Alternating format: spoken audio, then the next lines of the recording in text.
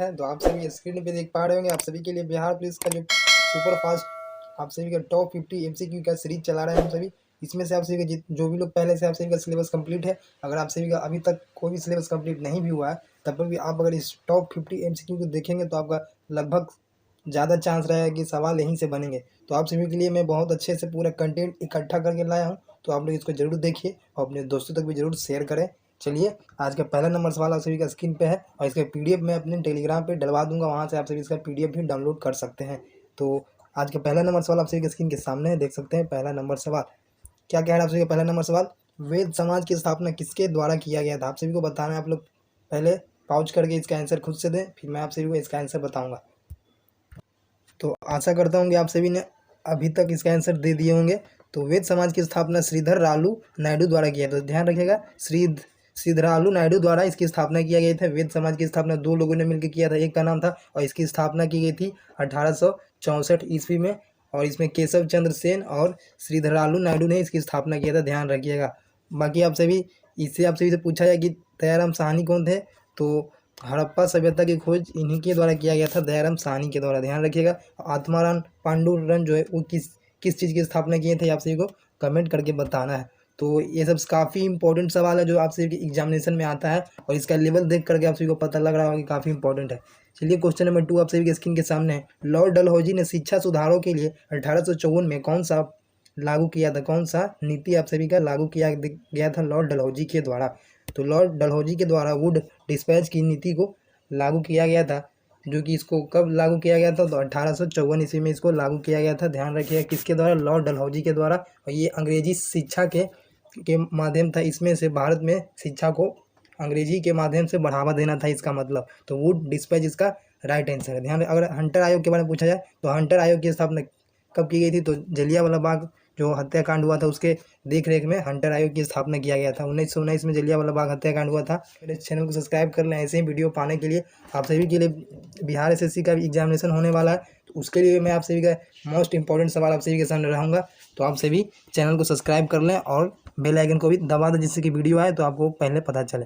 Next number सवाल है, पृथ्वी की सबसे निकटतम ग्रह कौन है? तो पृथ्वी के सबसे निकटतम ग्रह शुक्र है। देखिए, पृथ्वी आप सभी का शुक्र और मंगल के बीच में स्थित है। ध्यान रखिएगा, शुक्र एवं मंगल के बीच में स्थित है पृथ्वी। शुक्र इसका सही आंसर ऑप्शन शुक्र, जिसको पृथ्वी की जुड़वा बहन भी कहा जाता है। ये भी सवाल ध्यान रखिएगा, पृथ्वी की जुड़वा बहन शुक्र को ही कहा जाता है, और शाम का तारा भी कहा जाता है शुक्र को। ये सब काफ़ी सवाल जो आपके परीक्षा में आते हैं, इसलिए मैं ये सभी सवाल मैं आप सभी के लिए लाया हूँ।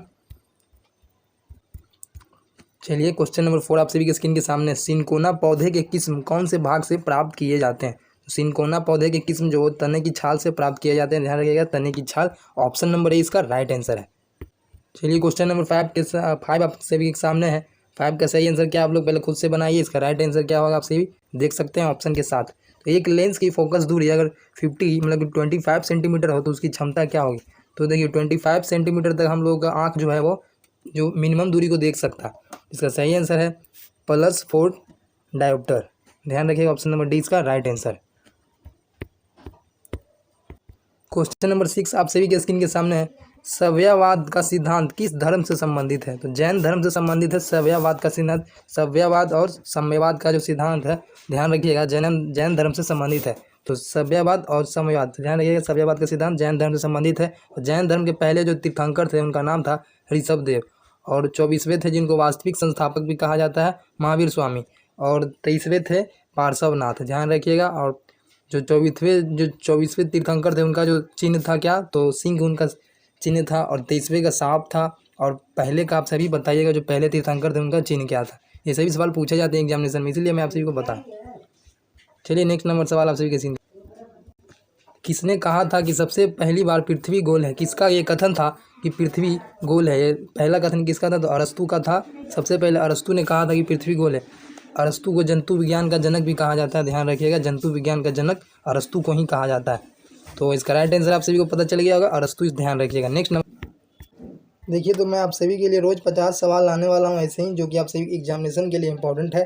तो इसके लिए आप लोग मेरे चैनल को सब्सक्राइब कर सकते हैं, जिससे कि आप सभी को एग्जामिनेशन में जाए तो कोई भी तरीका का आप सभी को मुश्किलों का सामना ना हो। ये सवाल आते हैं एग्जामिनेशन में, इसलिए मैंने आप सभी को चुन कर लाया एग्जाम। तो ध्यान रखिएगा, दक्षिण भारत की सबसे ऊंची चोटी का नाम बताना है। तो दक्षिण भारत की सबसे ऊंची चोटी का नाम है अनायमुडी। ध्यान रखिएगा, ऑप्शन नंबर इसका राइट आंसर है। नेक्स्ट नंबर सवाल आप सभी का स्क्रीन के सामने है, भील जनजाति किस राज्य से है, किस राज्य में देखने को मिलता है भील जनजाति? ध्यान रखिएगा, ऑप्शन नंबर इसका राइट आंसर है। देखिए अब सवाल आ गया बायोलॉजी से। सही आंसर क्या होगा?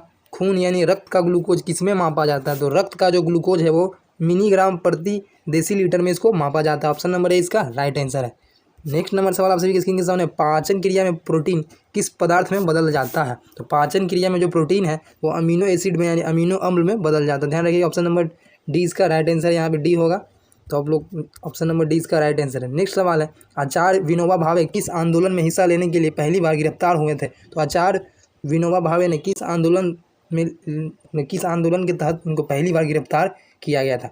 सही आंसर है, सविनय अवज्ञा आंदोलन के दौरान उनको पहली बार गिरफ्तार किया गया था। ऑप्शन नंबर सी इसको ध्यान रखना। और ये कब हुआ था? तो 1930 ईस्वी में सविनय अवज्ञा आंदोलन हुआ था।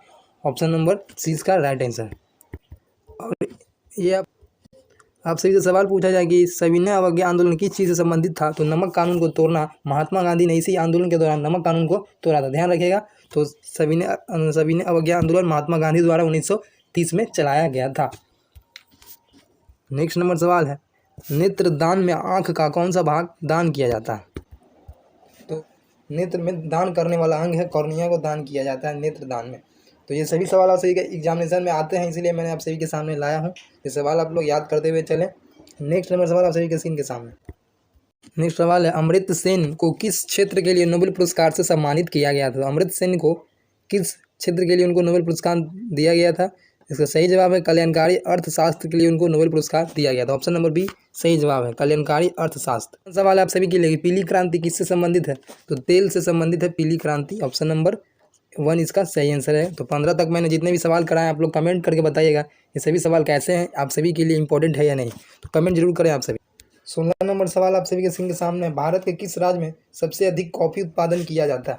सबसे अधिक कॉफ़ी उत्पादन आप सभी का ऑप्शन नंबर सी में कर्नाटक में किया जाता है सबसे अधिक कॉफ़ी का उत्पादन। और सबसे अधिक चाय का उत्पादन असम में किया जाता है। उत्तर भारत में पूछा जाए कि भारत में सबसे अधिक चाय का उत्पादन असम में किया जाता है। और दक्षिण भारत में सबसे अधिक चाय का उत्पादन तमिलनाडु में किया जाता है। ऐसे सवाल बनते हैं आप सभी के एग्जामिनेशन के लिए, इसी के लिए मैं आप सभी को बताता हूँ, तो आप लोग ध्यान रखिएगा। ऑप्शन नंबर सी इसका सही आंसर होगा।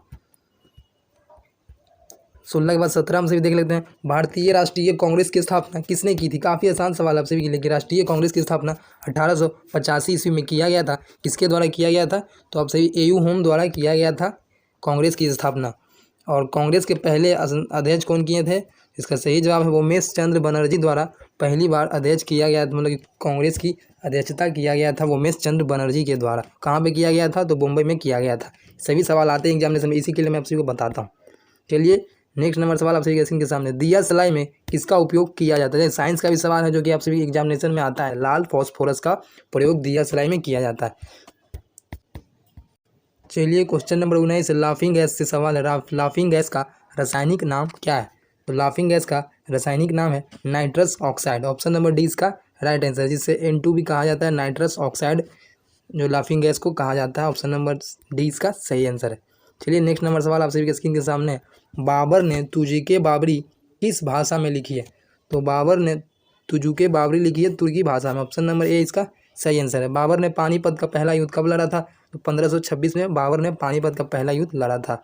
और इसमें बाबर ने तुगलमा नीति की प्रयोग किया था। ध्यान रखिएगा, बाबर की और मुगल वंश की स्थापना भी 1526 में ही हुआ था। बाबर उसका संस्थापक था। ये सभी सवाल इंपॉर्टेंट है आप सभी के लिए।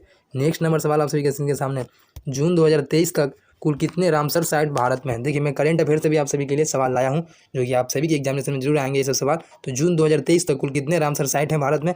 तो 75 रामसर साइट हो गए हैं जून 2023 तक। चलिए नेक्स्ट नंबर सवाल आप सभी के सामने, फिर से आप सभी का करंट अफेयर से सवाल है, फुटबॉल टूर्नामेंट संतोष ट्रॉफी 2023 का खिताब किसने जीता है? तो संतोष जो आप सभी का जो ट्रॉफी 2023 का खिताब वो कर्नाटक द्वारा जीता गया है, संतोष ट्रॉफी। ऑप्शन नंबर ए इसका सही आंसर है। नेक्स्ट नंबर सवाल आप सभी स्क्रीन के सामने है, 1991 की नई आर्थिक नीति की प्रमुख विशेषता क्या थी? तो इसकी जो प्रमुख विशेषता थी उदारीकरण थी, निजीकरण थी और अभिमुखीकरण थी। तो उपयुक्त में से सभी इसका राइट आंसर है, जिसको LPG भी कहा जाता है। आप सभी ध्यान रखिएगा। और इसको कौन लागू किया था? तो डॉक्टर मनमोहन सिंह द्वारा इसको लागू किया गया था। उस समय वो वित्त मंत्री थे। नेक्स्ट नंबर सवाल आप सभी के स्क्रीन के सामने है, ढाई दिन का झोपड़ा का निर्माण किसने करवाया था? तो ढाई दिन का झोपड़ा का निर्माण कुतुबुद्दीन ऐबक द्वारा करवाया गया था, ऑप्शन नंबर ए। और इनको गुलाम वंश का संस्थापक भी कहा जाता है। कुतुबुद्दीन ऐबक ने कुतुब मीनार की भी नींव इन्हीं ने ही डाली थी। तो कुतुबुद्दीन ऐबक के बारे में आप लोग ध्यान रखिए। इनका कार्यकाल कितना था? तो 1206 से लेकर 1210 तक था इनका कार्यकाल। नेक्स्ट नंबर सवाल आप सभी के स्क्रीन के सामने।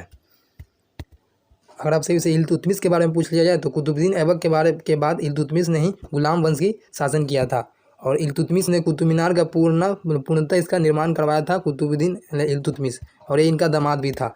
और खिलजी वंश के एक साइकिल मोड़ पर गति करते समय संतुलित रहता है। किस बल के कारण वो संतुलित रहता है एक साइकिल सवार? इसका सही जवाब है ऑप्शन नंबर बी, कोरियोलिस बल के कारण एक साइकिल सवार मोड़ पर गति करते समय संतुलित रहता है। ऑप्शन नंबर बी इसका राइट आंसर है। नेक्स्ट नंबर सवाल स्क्रीन के सामने है, रेगुर मिट्टी का काला रंग क्यों होता है? तो रेगुर मिट्टी का काला रंग होता है क्योंकि वो बेसाल्ट चट्टानों द्वारा वो इसका निर्माण होता है। तो बेसाल्ट चट्टानों के द्वारा बनता है रेगुर मिट्टी, जिसको काली मिट्टी भी कहा जाता है। तो काली मिट्टी को ही रेगुर मिट्टी कहा जाता है। इसलिए मैंने आपसे सवाल बनाया है, ज्वालामुखी से जितने भी लावा बाहर निकल के जम जाते हैं वो फिर काली मिट्टी का निर्माण कर लेते हैं। ये सवाल बनते हैं आप सभी के एग्जामिनेशन में, और सबसे ज़्यादा महाराष्ट्र में देखने को मिलता है रेगुर। और कपास की खेती भी काली मिट्टी में ही की जाती है। ये सवाल आप सभी के एग्जाम के लिए इंपॉर्टेंट है। निम्नलिखित में से कौन सा अप्रत्यक्ष कर है? तो अप्रत्यक्ष कर कौन सा है?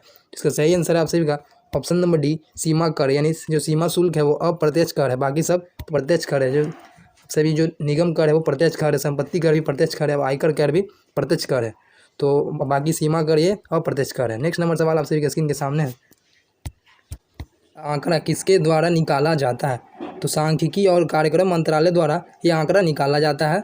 भारतीय राष्ट्रीय और प्रति व्यक्ति आय की आंकड़ा किसके द्वारा निकाला जाता है? ऑप्शन नंबर सी इसका सही आंसर। ध्यान रखिएगा, सांख्यिकी और कार्यक्रम मंत्रालय, तो भारतीय का जो प्रति व्यक्ति आय नंबर सी है। अभी तक मैंने 28 सवाल कराए, आप लोग देख के बताइए सवाल आपसे इम्पोर्टेंट है या नहीं है। नेक्स्ट सवाल है, बाउल किस राज्य की लोक नृत्य है? बाउल जो है वो किस राज्य की लोक डांस यानी लोक नृत्य उसको ही कहा जाता है। बाउल किस राज्य की लोक नृत्य है? आप लोग कमेंट करके बताइए इसका आंसर। चलिए नेक्स्ट नंबर सवाल आप सभी के स्क्रीन के सामने, उसका आंसर आपको होमवर्क में करना है। नेक्स्ट है, पोंगल क्या है? पोंगल आप सभी का क्या है? ये सवाल आप सभी से पूछा जा रहा है, तो आप लोग पहले खुद से इसका सवाल का आंसर दीजिए। इसका सही आंसर क्या है? फसलों का त्यौहार है। जब भी फसल की कटाई की जाती है तो पोंगल त्यौहार को मनाया जाता है, इसलिए पोंगल क्या है? तो फसलों का त्यौहार है, उसी को पोंगल कहा जाता है। ये कहाँ मनाया जाता है? तो आप लोग कमेंट करके बताइए पोंगल त्यौहार किस राज्य में मनाया जाता है। तो ऑप्शन नंबर ए इसका राइट आंसर है। नेक्स्ट नंबर सवाल है, भारत में हरित क्रांति किस दशक में हुई थी? तो भारत में हरित क्रांति किस दशक में, यानी आपसे दशक का बात किया जा रहा है। तो भारत में हरित क्रांति 1966 में हुआ था। तो आप सभी ध्यान इसका आंसर खुद लगा सकते हैं कि 1960 के दशक में इसका शुरुआत हुआ था। तो option number C right answer है 31 का। 32 का राइट आंसर आप लोग देख सकते हैं। निम्नलिखित में से 32 का सही आंसर क्या होगा? निम्नलिखित में से कौन बिजली का नवीकरण संसाधन है? तो बिजली का नवीकरण संसाधन वाटर हो जाएगा। ऑप्शन नंबर 20 का सही आंसर है। बिजली का नवीकरण संसाधन वाटर पानी हो जाएगा। ध्यान रखना, जूते हुए खेत के निशान कहाँ से प्राप्त?